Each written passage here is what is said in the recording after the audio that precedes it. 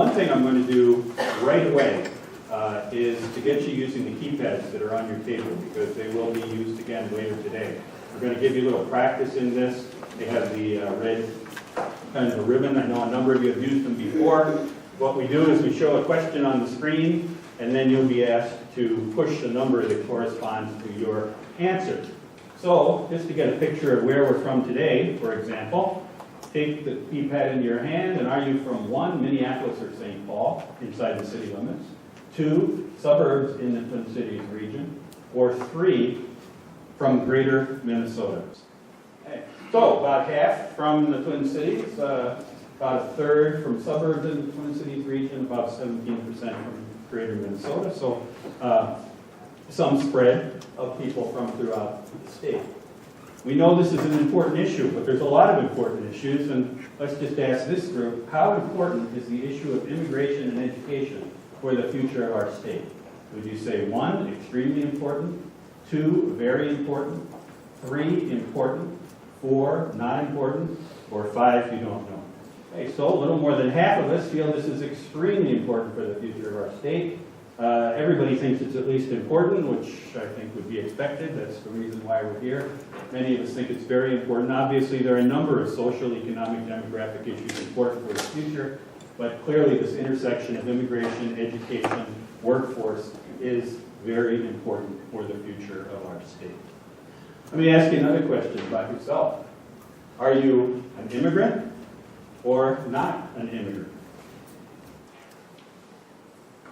Okay, about a fourth actually. 1 out of 4 in this room indicate that they are an immigrant. About 3/4 say that they're not an immigrant. You notice though, an arrow came up. Now usually when we do questions, if there's a right answer, the arrow comes up to say, that's the right answer. The computer system trying to tell us something that maybe we hadn't thought of. The truth of the matter is, if you think about it, that everybody in this room is either an immigrant or a descendant of an immigrant. Okay? An immigrant or a descendant of an immigrant. And in fact, experts, academicians, have used this kind of language to talk about migration from one place to another. Migration is a ubiquitous feature of our modern human lives. An evolutionary perspective suggests that an activity as widespread as migration is likely to be embedded in our human nature. And indeed, if you've seen this kind of a map before, and I'm sure a number of you have, this shows the population flows from where we think the earliest humans emerged. The population flows then out to every one of the other 7 continents. The only people who could potentially be in this room and truly answer the question that they're not an immigrant might be the people who live right here because they descended from the earliest human beings. But in any case, we're all immigrants. This is a process, a social, physical, geographic process which has gone on for thousands and thousands and thousands of years, and yet we're kind of caught up right now in this particular nexus, in this particular point in time here in the United States, particular to our history, to our culture, to our society, where we're concerned about this, as if something really unusual is occurring. Now, what is the nature of some of this concern? Well, Ford magazine had a special issue a couple months ago, I think it was the June issue, which presented articles arguing both sides. One article let them in, another article saying no to immigration reform. And what was the nature of the arguments?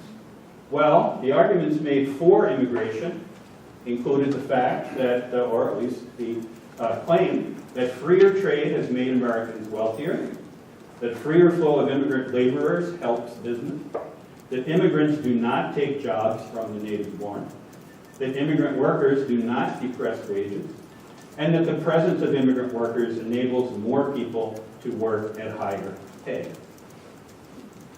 What about the con?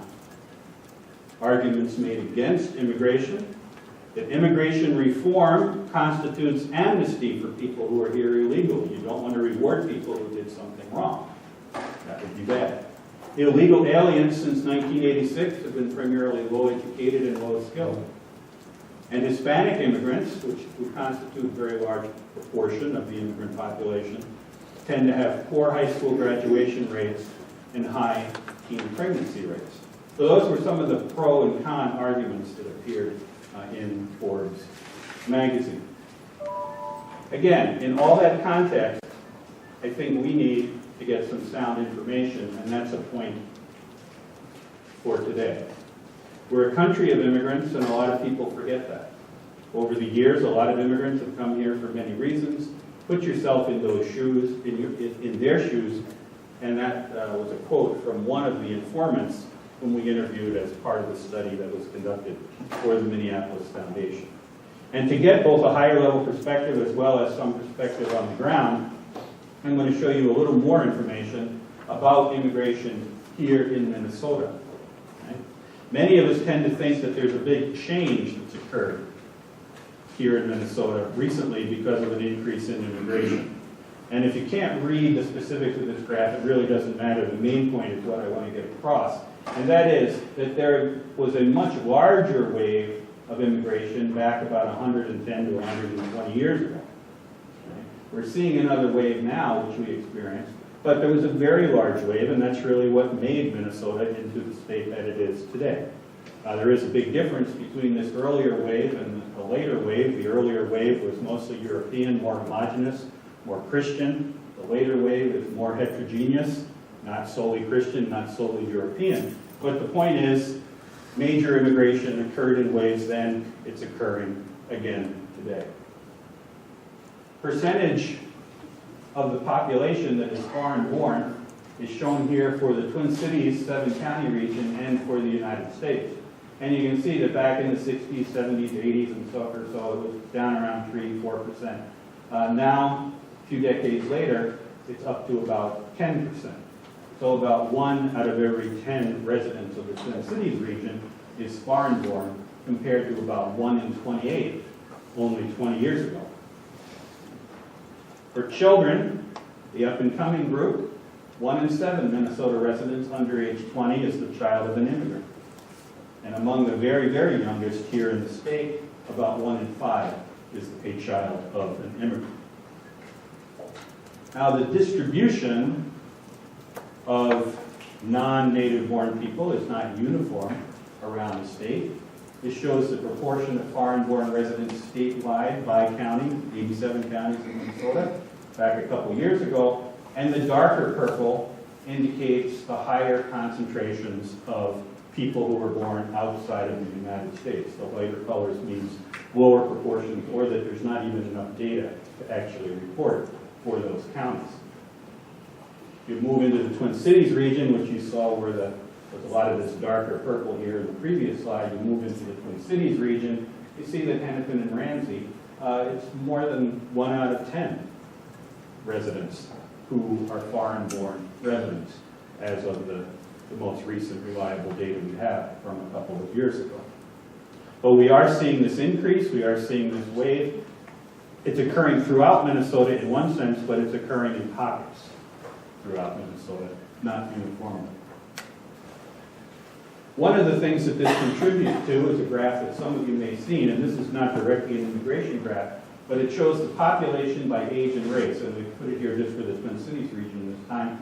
And the maroonish brown, whatever color that is the white population, and the greener colors here are the populations of color. And you can see that for the older age groups, almost everybody's white. For the younger age groups, increasingly, there are large numbers of persons of color.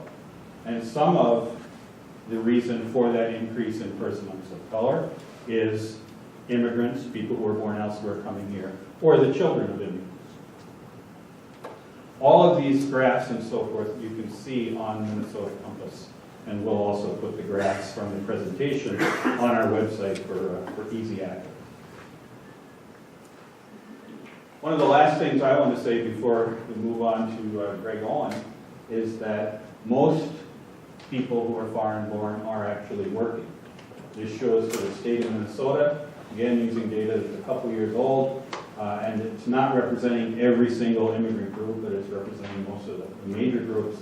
you can see that for the population over 16, under 64, almost 4 out of 5 of them tend to be working for every group other than Somalis, a little lower, closer to 55%. So most of them tend to be working. So a final thought, again from one of the people who was interviewed for our study and who might even be sitting in this room but is remaining unnamed. The tide is flowing. If you look at statistics coming forward, the immigrant and minority groups are growing. Instead of trying to close the hole, we need to welcome and prepare for these people. Our history has shown that immigrants are keys to our success. So I hope you're thinking of this in terms of a large-scale perspective, in terms of broad sweeps of time, in terms of a macro view that's looking at globalization, the imperatives for our economy to make some changes right now, not just taking a short-sighted view. That's what we have to educate the community to do.